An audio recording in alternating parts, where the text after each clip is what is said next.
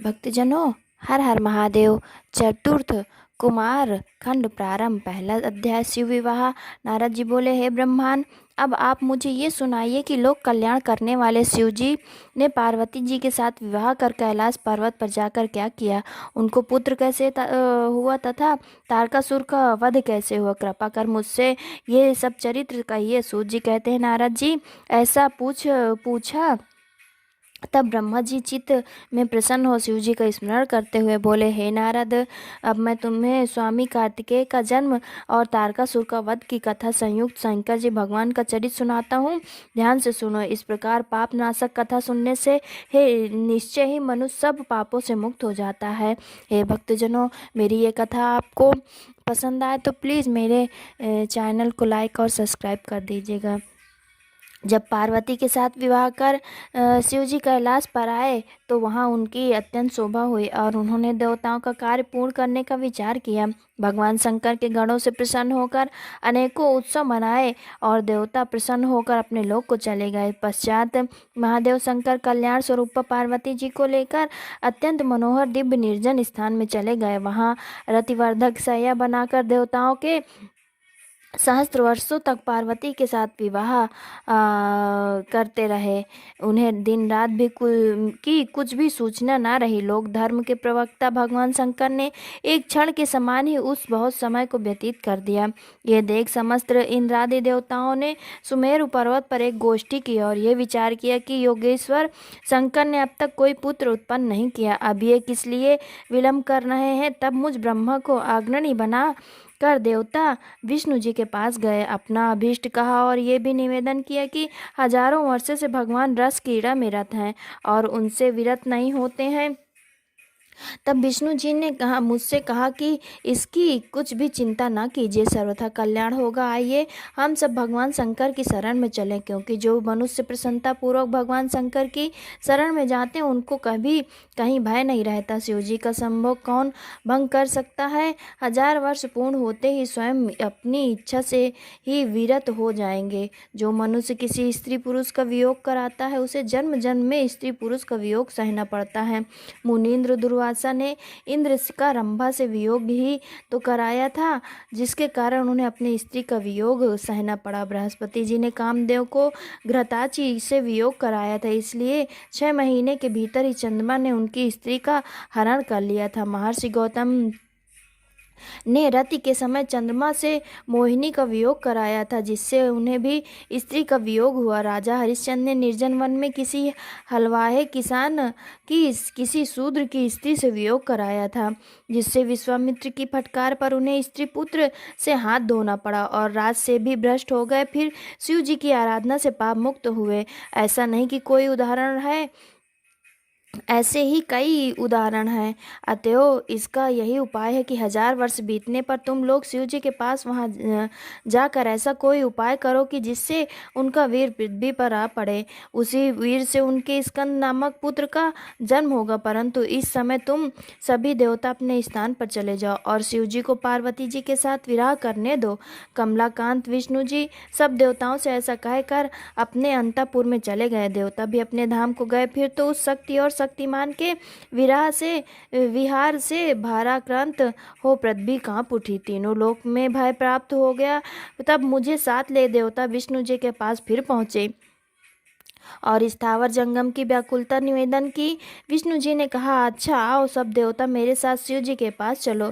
हम लोग कैलाश पर्वत पर पहुंचे, परंतु शिव जी वहां नहीं थे, केवल उनके गण वहां विद्यमान थे। विष्णु जी ने विनम्रता पूर्वक उन गणों से शिव जी का पता पूछा। गणों ने बताया कि लीलाधाम भगवान शंकर हमें यहाँ नियुक्त कर पार्वती जी के मंदिर गए हैं, परंतु नहीं ज्ञात है कि वे वहाँ क्या कर रहे हैं।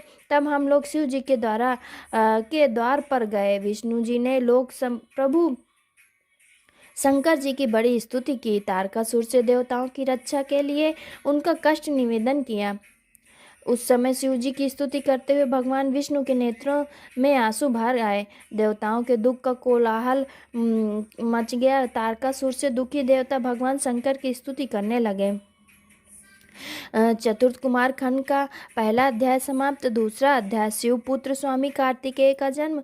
ब्रह्मा जी बोले, यद्यपि शिव जी सर्व कार्य योग ज्ञान में प्रवीण और त्यक्त काम है तथा पार्वती जी के भय से उन्हें संभोग त्यागते न बना, वे द्वार पर आ मुझ सहित विष्णु को देखकर बहुत ही हर्षित हुए। देवताओं ने उनकी स्तुति आरंभ की, तारकादि महादैत्यों का विनाश करने का निवेदन किया। तब उन देवताओं का वचन सुन भगवान शंकर दुखित हो कुछ विचार करते हुए बोले, हे देवताओं, होनी को कोई मिटा नहीं सकता, सिर से स्खलित हुए मेरे वीर को कौन ग्रहण कर सकता है। ऐसा कहकर उन्होंने उसे पृथ्वी पर गिरा दिया। उसे देख देवताओं ने अग्नि को प्रेरणा दी कि तुम इसे कपोत बनकर ग्रहण करो। कपोत रूपी अग्नि ने समस्त वीर भक्षण कर लिया। उसी समय वहाँ पार्वती जी आ गईं, क्योंकि शिव जी के द्वार से उनके पास जाने में विलम्ब हो गया। यहाँ पहुंचकर उन्होंने सब वृतांत देखा, उन्हें क्रोध आ गया। उन्होंने हरि आदि सब देवताओं से कहा, तुम बड़े स्वार्थी और दुष्ट हो।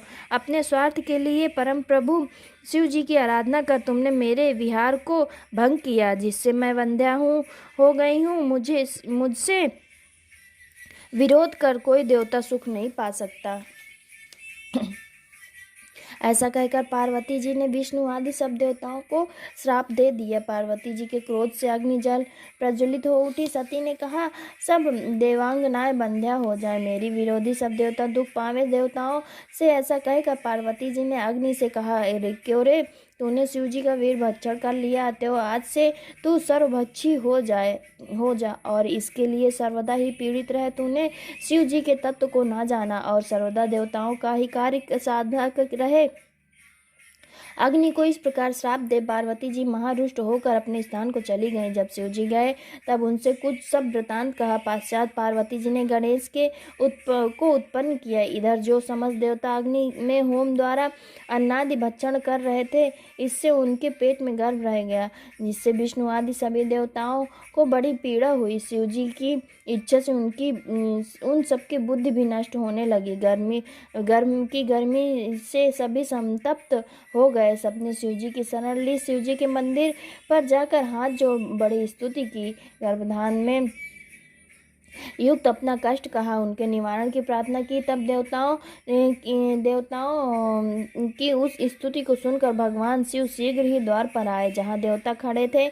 शिव जी को देखकर देवताओं ने कहा, हे शंभु, हे शिव महेश्वर, हम इस वीर को से जलते हैं, हमारी रक्षा कीजिए। हम आपकी शरण हैं, आपके बिना देवता का कष्ट दूर नहीं कर सकता। तब उनके इन दीन वचनों को सुनकर भक्त वत्सल शंकर जी हंसकर बोले, हे विष्णु, हे ब्रह्मा, हे देवताओं, मैं जो कहता हूँ उसे सुनो। तुम लोग शीघ्र ही वमन द्वारा मेरे वीर को बाहर निकाल दो, इससे तुम्हें सुख प्राप्त होगा। फिर तो शिव जी की आज्ञा से सबने उस वीर को वमन द्वारा बाहर निकाल दिया। वो स्वर्ण के समान चमकता हुआ पर्वताकार हो आकाश को स्पर्श करने लगा। विष्णु आदि देवताओं को दुख दूर हो गया। सबने भक्त वत्सल भगवान शंकर की स्तुति की, परंतु अग्नि फिर भी सुखी नहीं हुआ, उनका हृदय जलता ही रहा। तब उसने भी देवादिदेव शंकर की बड़ी स्तुति की और कहा कि मैं बड़ा मूर्ख हूँ, मेरा अपराध क्षमा कर मेरे ताप को हरण कीजिए। आप दीन वत्सल कल्याणकारी और परमेश्वर हैं। ये सुनकर शिव जी प्रसन्न हो गए। उन्होंने अग्नि से कहा, तुमने मेरे वीर भक्षण का अच्छा नहीं किया, तुम्हारा पाप अधिक था, इससे तुम्हारा संताप नहीं छूटा। परंतु अब मैं प्रसन्न हूँ, तुम्हारा सब दुख छूट जाएगा। तुम मेरे वीर को किसी स्त्री के यौन में स्थित कर दो, इससे तुम्हारा शरीर नहीं जलेगा। अग्नि ने कहा, महाराज, आपका तेज बड़ा कठिन है, तीनों लोक में इसे धारण करने की शक्ति किसी में नहीं। उसी समय नारद, तुम भी वहां आ गए। तब तुमने अग्नि के उपकारार्थ ये कहा कि हे अग्नि, शिव जी जैसा कहते हैं वैसा ही करके तुम सुखी हो जाओ। शिव जी की इच्छा से मैं तुम्हें इसका एक सहज उपाय बतलाता हूँ। माघ के महीने में जो स्त्री प्रयाग में स्नान करने आवे, उसकी देह में तुम इस महत वीर को स्थापित कर देना। ब्रह्मा जी कहते हैं, इसी समय वहाँ सप्तर्षियों की स्त्रियां भी आई। माघ का महीना तो वे बड़े तड़के ही स्नान करने के लिए आई। उनमें से 6 स्त्रियां शीत से अधिक आर्त होकर अग्नि की ज्वाला के समीप गईं। यद्यपि अरुंधति ने शिवाज्ञा से उन्हें बहुत मना किया, परंतु वे न मानी और अग्नि तापने लगे। फिर तो उसी क्षण उनके रोमों द्वारा शिव जी का वीर कण उनके शरीर में प्रवेश कर गया। अग्नि दाह रहित हो गया। वो अंतर्धान हो शिव जी का स्मरण करते हुए अपने स्थान पर आया। छह स्त्रियां अग्नि से गर्भवती हो दुखी हो गईं। उनके पतियों ने उन्हें त्याग दिया। उन छह को अपने व्याभिचार पर दुख हुआ। वे हिमालय पर जा तप करने लगी। वहां उन्होंने उस गर्भ का त्याग कर शांति लाभ की, परंतु जब वो पर्वतराज भी उस गर्भ को सहन न करा तो गंगा जी में गिरा दिया। गंगा जी भी सहन नहीं कर सकी तो उन्होंने अपनी तरंगों से उस वीर को सरकंडे के वन में त्याग दिया। वहां पर एक तेजस्वी बालक हो गया। मार्गशीर्ष शुक्ल षष्ठी के दिन शिव जी के उस पुत्र का पृथ्वी पर प्रादुर्भाव हुआ। उसके आविर्भूत होते ही हिमालय पर स्थित शिव जी पार्वती जी को बड़े आनंद की अनुभूति हुई और पार्वती जी के स्तनों में आनंद का दूध चूने लगा। तीनों लोकों में सुखदायक मंगल हो गया। दुष्टों को और विशेषकर दैत्यों को बड़े ही विघ्न दिखाई पड़े। आकाश में दुदुम्बियां बजने लगी और सरकंडे के उस वन में बालक पर फूलों की वर्षा हुई। विष्णु आदि सभी देवता आनंदित हो गए। चतुर्थ कुमार खंड का दूसरा अध्याय समाप्त। भक्तजनों, हर हर महादेव, हर हर महादेव।